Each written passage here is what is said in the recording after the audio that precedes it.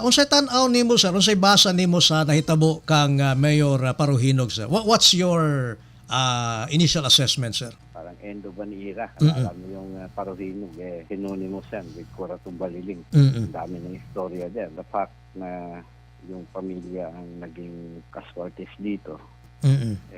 mabigat ang tama dyan. Pangalawa, nandun yan sa listahan ng presidente, Oo nga sir. mga drugs, ano? So, mabigat din ang tama niya.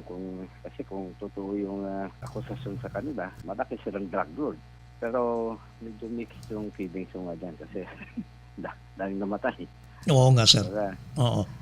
But just to erase all doubt sir, okay din naman kung merong investigation. Oo naman. Dapat mga ganyan ay nagkakaroon talaga ng investigasyon. Ano?